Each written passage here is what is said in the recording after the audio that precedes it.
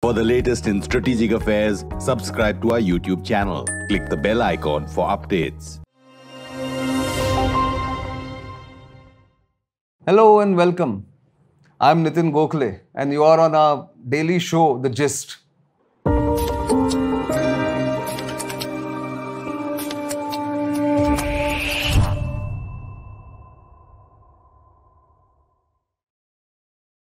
This evening we are going to talk to former Foreign Secretary Vijay Gokhale, who is with us in our studios, and we're going to discuss the global order in transition, or perhaps the global disorder in transition, and where are we headed as far as international politics or geopolitics is concerned. Welcome to this program, Vijay. Ukraine-Russia war has completed 6 months. Major powers are grappling with where it's going. Russia is not a clear winner yet, but neither is the West, despite Ukraine's attempts to do what they want to do. And the India-China relations are not at the best of their health. So what do you think the current decade looks like looking forward? Yeah, thanks for having me on the show, Nitin. We have to go to a time before COVID. And I think 4 trends were quite visible during that period. The relative decline of the United States from the position of being the only hegemon to being the dominant power, but with other powers, particularly China, catching up with it. Secondly, the rise of China, which was evident from 2010 onwards, although it had built up from 1990 onwards. The third is the replacement of manufacturing as the engine that powers the world's economy by technology. Right. So the age of technology has come. Mm-hmm. And fourthly, the important pillar of the post-Cold War period, which was free trade, both in sense of movement of goods and movement of people or services, appeared to be coming to an end because protectionism was gaining ground in a number of economies, not just in the developed world, but among emerging economies as well. Sure. I think all these 4 trends have got exacerbated both by the pandemic first and then by the Russo-Ukraine war. So that what we are now seeing is a world which was already facing disruption before 2019, but as a result of these 2 global crises, the entire time frame has been telescoped. So that I would categorize the 2020s as the decade of uncertainties. So when we say uncertainty, is there a reordering of the global order that is in the making? Do you think China is becoming more and more assertive because where it is right now and because of its own domestic reasons, and America or the US going in a relative decline? Is that the only reason, or do you think there are other factors for this period of uncertainty that we are looking at?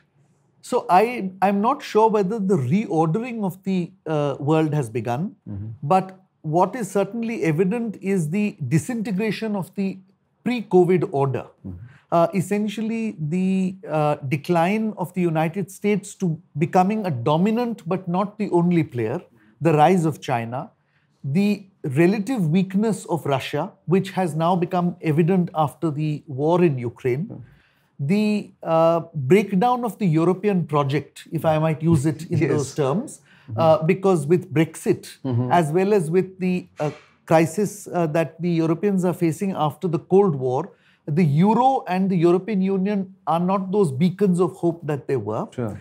And in addition to all this, of course, there is the whole question of global health care, where on the one hand you have countries like India or the United States or Western Europe, which are vaccinated practically to 100%. And on the other hand, you have countries in Africa or in other parts of the world where vaccination has yet to cross half the population. Sure. And we have to understand that unless everybody in the world is safe in health terms, nobody is safe. Yes. So for this reason, and the decline, this problem with global healthcare reflects the breakdown in that multilateral system that was built after the Second World War. Sure. That's why I say we are seeing a disintegration of the old system, but we are not yet seeing the shape of the new global order that will emerge. The contours are not yet clear about Yes. what's going to happen. Let's come to India. I mean, India has managed the pandemic, or at least managed to overcome the initial setbacks and got vaccinated, as you said, the entire population almost. But economy-wise and relative power, what is the Chinese term, comprehensive national power, India is still relatively weak compared to China, which is our main challenge, I suppose. So, where does India stand in the emerging world order, let me say, if not the reordering of the world? I think we have done pretty well, frankly speaking, in the past few years, simply because these were two crises, the crisis in Ukraine and the crisis over the pandemic, which could not have been anticipated by any government, and which most governments in the developed world were challenged by. We have to admit that the Western world did not handle the pandemic well, either in their own countries initially, or as providers of public goods, international public goods. But if you look at India's case, in the case of both the pandemic and the Russian-Ukraine war, I think India has managed to preserve its national interest, while at the same time balancing a delicate emerging international situation where our relations with the United States and Russia, both of which are important, were managed without offending either party. And the economy certainly appears to be entering into positive territory. True.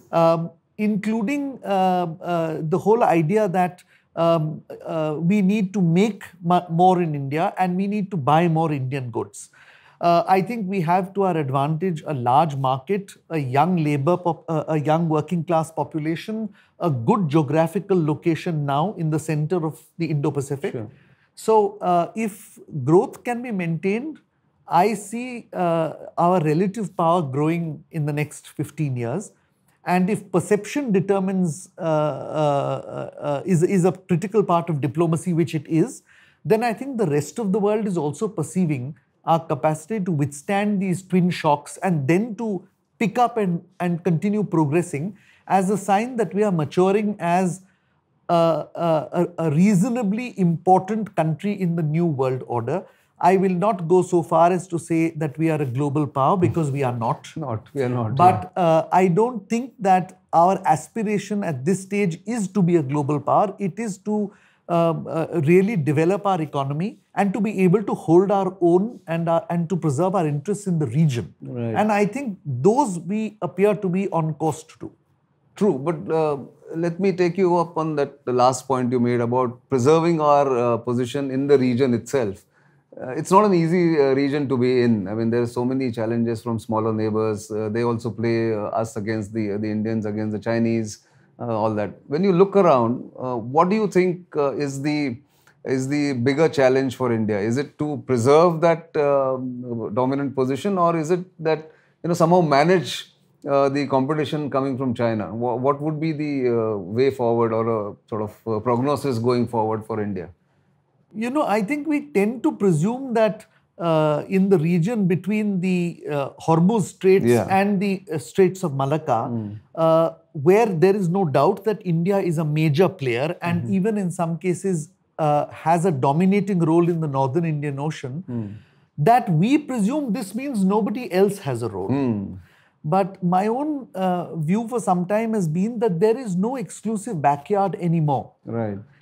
Everything in the world is a shared space. And we have seen this most recently in the South Pacific, which Australia considered its backyard and where the Chinese and the Americans are now increasingly active, as is the case in Ukraine, which for at least 1 or 2 centuries was the Russian backyard, but today both NATO and the European Union are present. So there is no, in a globalized world, there is no exclusive backyard. But in our backyard, I would certainly say we are a major, if not a dominant player. On the other hand, the one factor that is emerging is that the balance of power in this region is being challenged by the rise of China and its entry into the Indian Ocean, that is west of the Malacca Straits. Correct. which means in a sense that we will face pressure not only on our northern boundary, where we have traditionally faced pressure from China, but also in the maritime domain, where hitherto our challenge was maintaining our autonomy in the face of other powers, mostly Western, with which we had a problem because of our colonial past. And therefore, I see the principal challenge to be one where the Chinese are expanding what they call their strategic periphery beyond the homeland to the peripheral regions.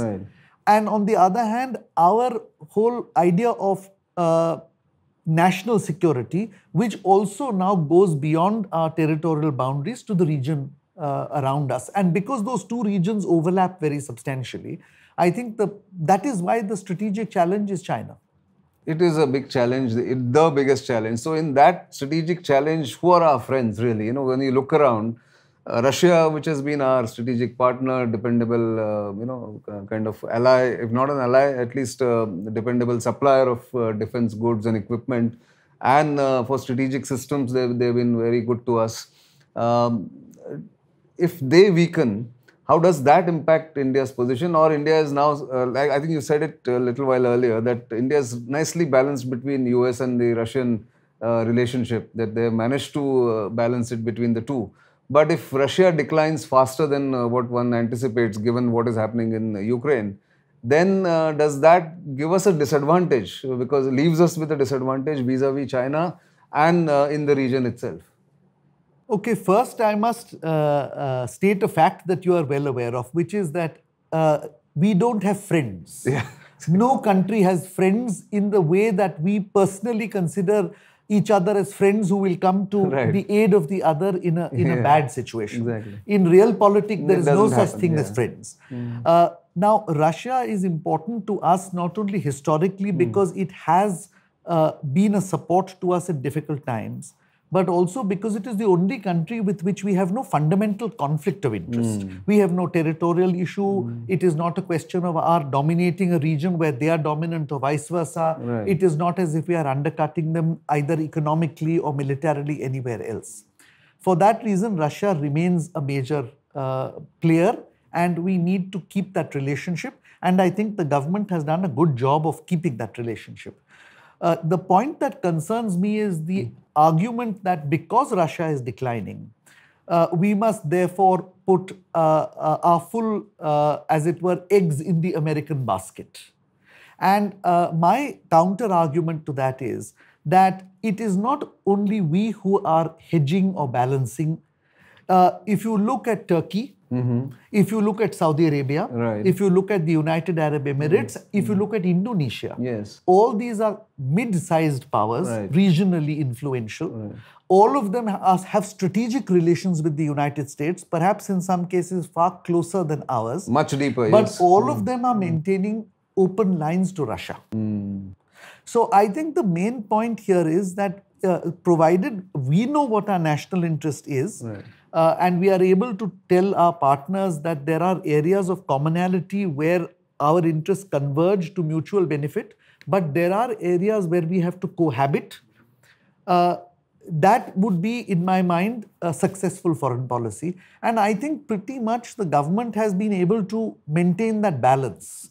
Now, of course, if you were to ask me going forward, if Russia continues to at least apparently look as if it is losing in Ukraine, then at some point will we have to make a choice? I can't answer that question. Obviously. But I think any sensible government would avoid as far as possible making that choice. And I think it serves India's interests best if we have many partners. I again do not use the word friends, but many partners rather than any one.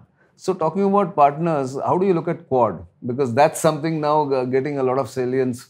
Everybody is talking about Quad. That is, and of course, everybody knows the underlying reason for Quad getting strengthened or getting the traction is balancing China, counterbalancing China.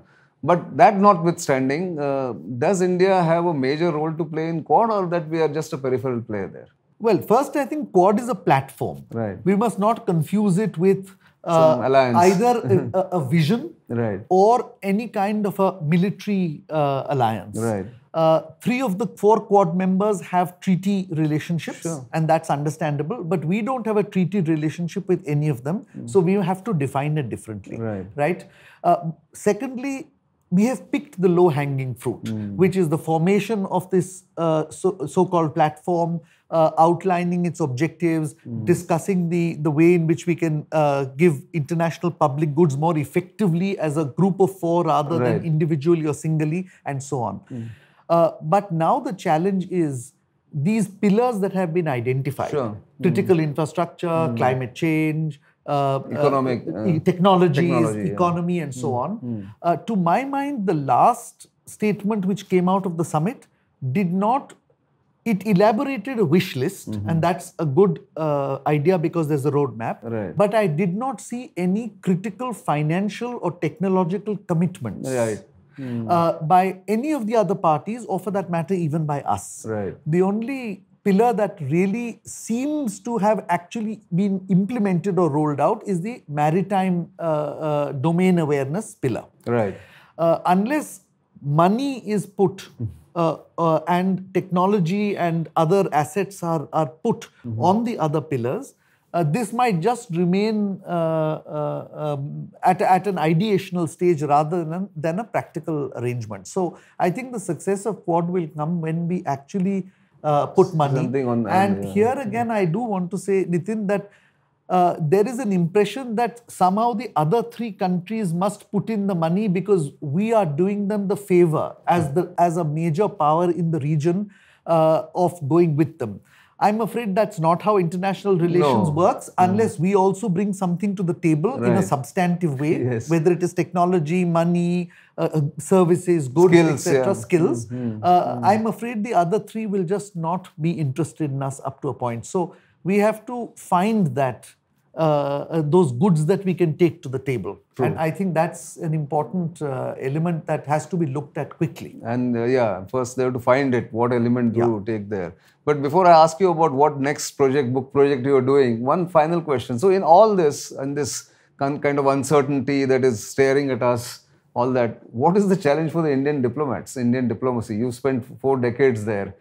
Would you have been comfortable doing what the young diplomats have to do now, or your time was much more challenging that time? No, I would say that there were many challenges then. The challenges today are different.